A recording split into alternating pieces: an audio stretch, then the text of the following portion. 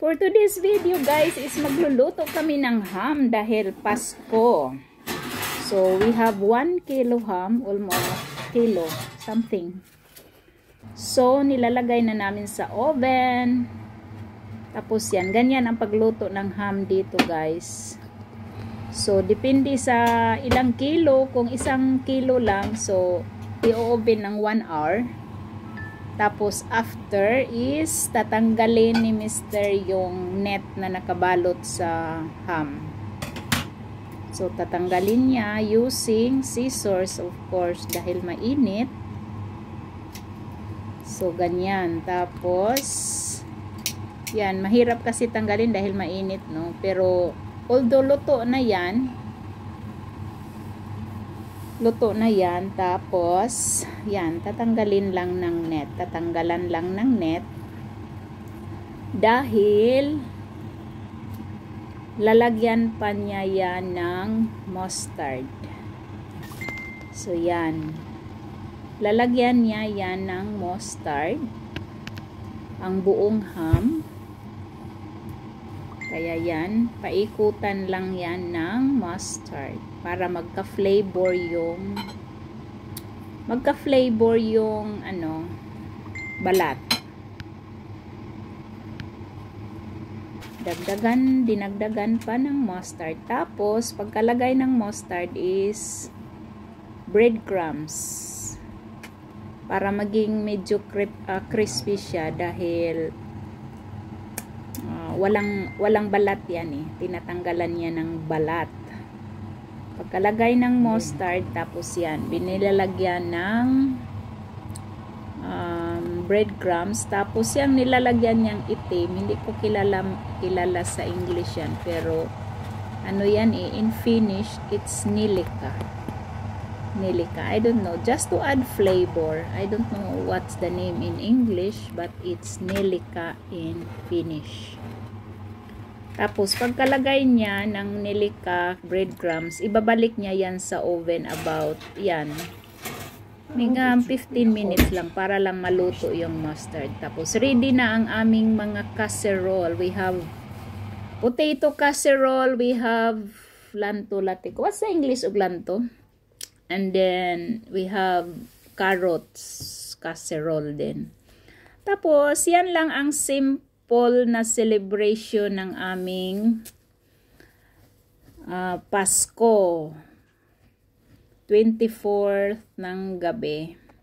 So yan lang, dinner lang kami ni Mr. Kami lang dalawa. By the way guys, we were in Savonlinna during Christmas. So kaya hindi kami naghanda ng ano dahil kami lang dalawa lang naman. Tapos Christmas Day is we were invited sa bahay ng kapatid niya. So yan lang, nag-wine, tapos nag-ham. Kasi on Christmas Day, 25th, babalik na kami sa city dahil may work ako ng 26 at saka pang umaga ako sa 26. So kailangan kong bumalik sa city ng 25th. So, nag-lunch lang kami sa kapatid ni Mr. Then, after lunch, nag-coffee. Then, after that, yun. Balik na kami sa city. Kaya, hindi kami naghanda talaga ng Pasko. Dahil, 2 araw lang naman kami doon sa probinsya. So, ayan lang. Para magka-spirit ng Christmas. Kaya yun, 2 lang naman kami. So, yan, simple celebration sa aming Pasko. But the most important thing is, we have peace. Yan, peace of mind. And then, yan, ganyan lang. At as long as we have Jesus in our hearts. So, that's the spirit of Christmas. So, yan lang, nagdi-dinner lang kami. And then, yan, nag-wine. So, yarn. And after nag-dinner is nagbukas na ng mga gifts. Although, konti lang naman ang gifts. Kahit kami lang naman. Yan. Yung gift ni asawa ko is, yan, nilagay lang niya sa maliit na box. Ayan, si Mr. muna nagbukas ng regalo niya sa kapatid, from his sister. So, tuwang-tuwa yung isang tao dahil may natanggap siyang libro. A book. Newly published book about, I don't know, it's about Savonlinna. And yan, tuwang-tuwa si Mr. Birdhouse book. Huh? Birdhouse book, yeah. It's just newly published book. It's about birdhouses in Savonlinna. Birds houses. So, yon.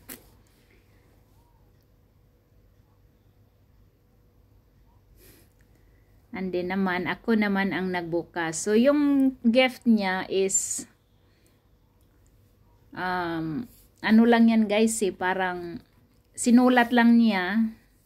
Kasi yung regalo talaga niya is naiwan sa city. So,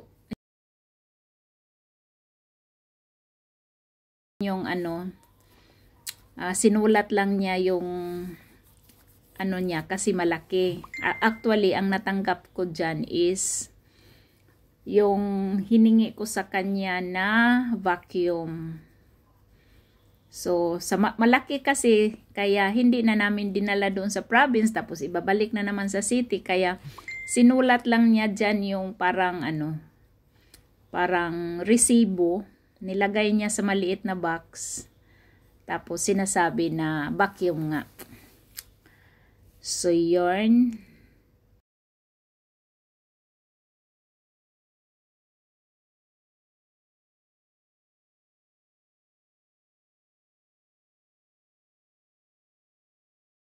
Ang regalo niya sa akin is naiwan sa bahay namin sa city. At yun nga, it's the vacuum. So, yun. Yun, matagal ko nang sinasabi na bibili ng ganong klaseng vacuum. Vacuum cleaner.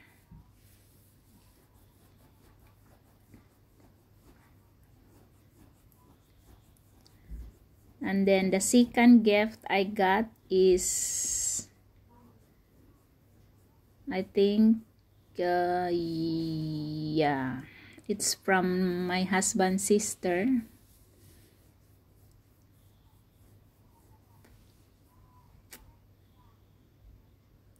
Yan yung nakuha kong pangalawang gift. At saka marmalade sweets. Candy. Yan. O, diba? Kasi nga winter.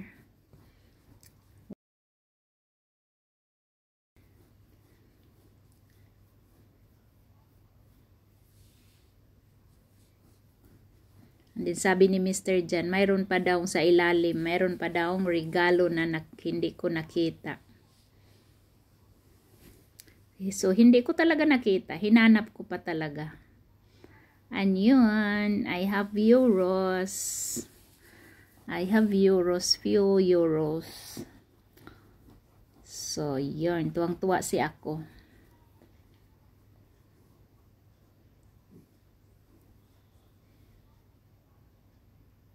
And yan, from, ano pa din yan? From my sister-in-law, sister and brother-in-law. So, it's a puzzle. So, mayroon akong activity na naman na gagawin pag may off. Puzzle. It's 500 pieces puzzle. So, hindi ko na yan bubuksan. Baka mawala na naman yung ibang parts. O, ganyan lang. Winter. Parang winter, ano yan puzzle. So, yun ang natanggap ko, guys. Ngayon, si Mr. na naman ang magbubukas ng kanyang gift.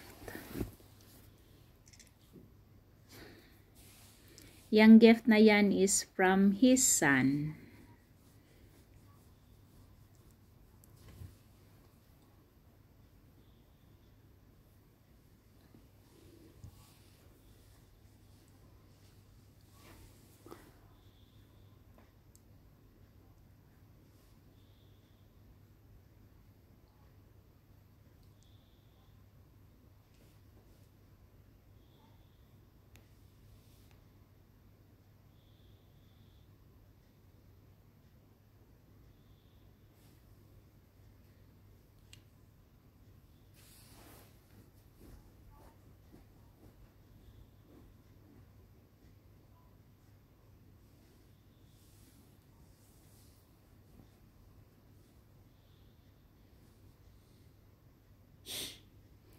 By the way, ano yung nakuha ni Mr. guys?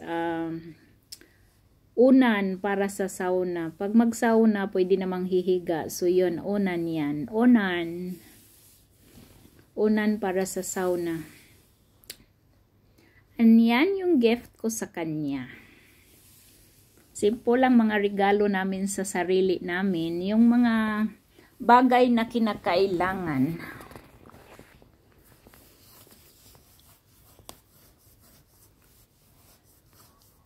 So, ayan, 2 medyas, colorful socks for him. At saka 2 long pants na pang ilalim kasi nga winter.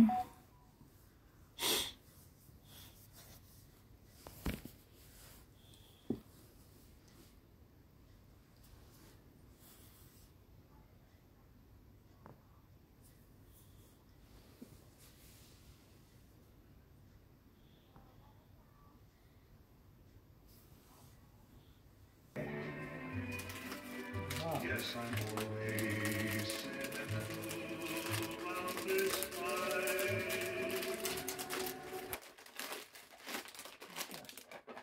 Aha. Nakera.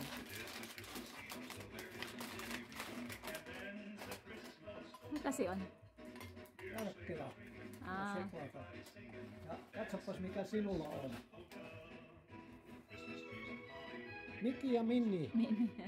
Ihan niin kuin sinullakin on Joo. tämä season. Wow, kiitos. Blueberries.